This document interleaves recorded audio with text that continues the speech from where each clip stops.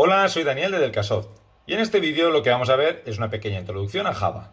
Para ello comentaremos algunos de sus datos y objetos. No vamos a profundizar en esto de momento, puesto que este curso pretende partir de cero y está orientado en su fase inicial a gente que aún no tiene ningún conocimiento de programación o solo algunas nociones. Una vez tengamos Android Studio operativo y ya sobre la marcha, iremos viendo el funcionamiento de variables, métodos y clases. Un error muy común es confundir Java con JavaScript, y en la realidad no tiene nada que ver el uno con el otro. Sin embargo, si hemos obtenido algún conocimiento sobre JavaScript, podremos llegar a aplicar este conocimiento en el entorno de programación de Java, ya que algunos de sus componentes básicos y algunas interacciones funcionan de forma bastante parecida. Si no tenemos dichos conocimientos, no quiere decir que no vayamos a poder desarrollar una aplicación. En el mundo del desarrollo está lleno de buenos developers que empezaron desde cero y sin tener ningún conocimiento previo. Vamos a ver algunos de los componentes básicos de este lenguaje, empezando por los tipos de datos que nos podemos encontrar. Int define un número entero, es decir, un número sin decimales, incluyendo el 0 y los números negativos. Float lo usamos para definir tipos de números con decimales. Dado que el número de decimales puede variar de un valor a otro, podremos llegar a obtener valores imprecisos, por lo que cuando necesitemos un resultado mucho más preciso, por ejemplo, por estar trabajando con monedas, usaremos Big Decimal en lugar de float. Boolean. Las variables del tipo booleano disponen solo de dos posibles valores, true o false. Char. Se utiliza para definir caracteres independientes como la letra H mayúscula o el símbolo almohadilla. Destacar que H mayúscula y H minúscula en este caso no serían lo mismo. Tendremos que estar pendientes, por lo tanto, de las mayúsculas y minúsculas. String. Define un conjunto de caracteres encadenados que formarán palabras o frases y serán tenidas en cuenta como texto.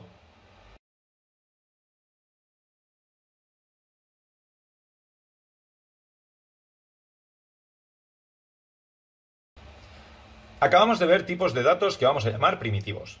Dentro de los primitivos, int, float, boolean y char, también podemos encontrar otros como byte, short y long, que definen un número entero de 8, 16 y 64 bits respectivamente. Vamos a hacer especial mención a string, que es algo más complejo que un simple tipo de dato.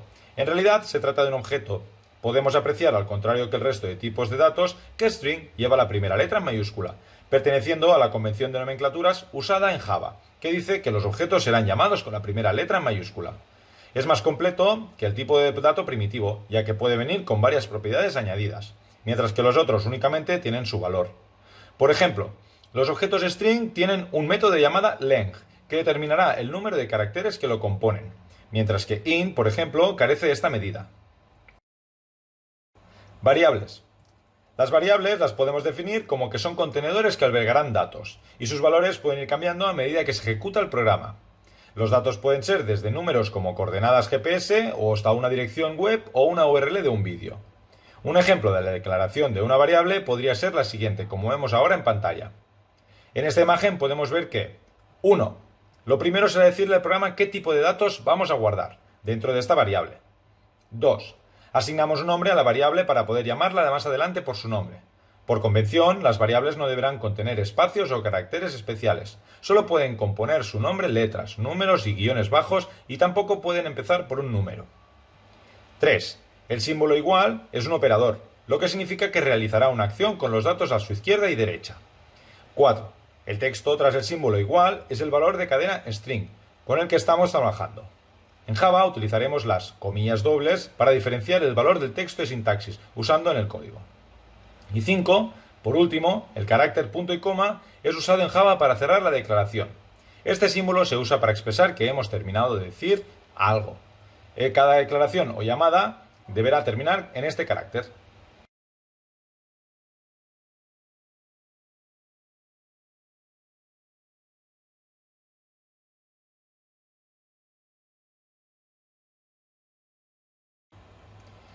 Métodos. Un método es una parte del código que puede ser llamado desde cualquier otra parte, haciendo que dicho método sea reutilizable y ofreciendo diferentes resultados en cada caso. Significará un ahorro sustancial de código. Antes de que veamos un ejemplo práctico, tenemos que hacer notar acerca de la declaración de visibilidad del método que las más habituales son public y private, aunque hay otras. Las diferencias entre estos métodos son muy simples. Los métodos public estarán disponibles para ser llamados desde cualquier parte del código, mientras que los métodos private solo estarán disponibles dentro de la clase en la que se definen. Con el siguiente ejemplo vemos el uso de un método length para un dato de tipo string, el que vemos en pantalla. En la primera línea hemos declarado el método length. Lo primero que nos encontraremos es la declaración de la visibilidad del método. En este caso lo hemos declarado como public. La segunda palabra en el método es el tipo de dato que será devuelto. En este caso, el método devolverá un número entero o int.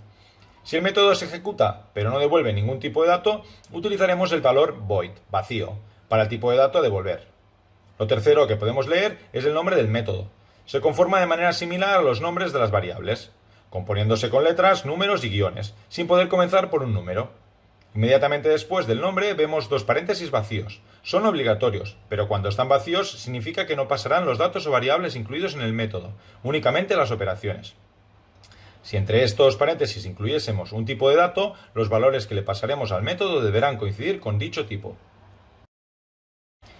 La línea 1 termina con una llave de apertura cuyo cierre se encuentra en la línea 5.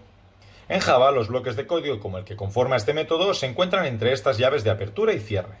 En el caso que nos ocupa, indica que todas las líneas que se encuentran dentro de estas llaves se ejecutarán cada vez que llamemos al método length.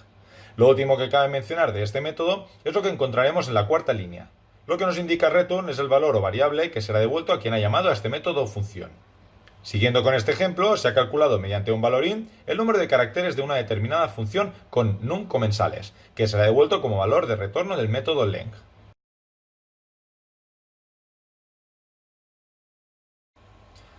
Comentarios. Si nos fijamos en el anterior método, entre barra invertida y barra invertida, o dicho de otra forma, entre slash y slash, hemos puesto un comentario que no es más que una aclaración que podemos hacer en determinadas partes del código para referenciar qué estamos haciendo en cada momento, o hasta dónde llega un proceso y empieza otro, por ejemplo. Este tipo de comentario abarcaría varias líneas de código. Si lo que necesitamos es solo comentar una línea de código, podríamos comenzar con una doble barra invertida. Todo lo que se encuentre en esa línea tras la doble barra será omitido. Insistimos, solo en esa línea. Clases. Pasamos a comentar las clases y objetos en Java, que son la principal forma de organización de los ficheros de código. Por norma general, un fichero con la extensión .java contendrá la definición de una clase y será compilado a un fichero que pueda ser leído por el hardware con la extensión .class. Los objetos pueden ser representaciones de objetos físicos, como un bolígrafo, o algo más abstracto, como un link a una página web determinada. La clase tiene el objetivo de definir lo mejor posible cómo es ese objeto, qué características lo componen, cómo funciona, etc.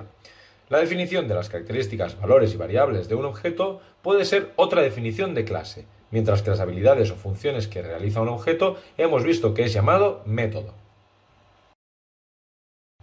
Dejamos para más adelante que son arrays, condicionales, loops, while, do while, etc. Todo esto lo veremos tal y como comentamos antes sobre la marcha y dentro de Android Studio, claro. Con esta base mínima y como vamos a profundizar sobre el sistema operativo de Android, podemos empezar con conocer Android Studio. Y hasta aquí el vídeo de hoy. Como habéis podido comprobar, hemos hecho un breve repaso de Java, el cual nos ayudará a comprender algunas cosas de este completo tutorial sobre Android. En el próximo vídeo entraremos de lleno en la definición de Android Studio. Os esperamos a todos y hasta luego.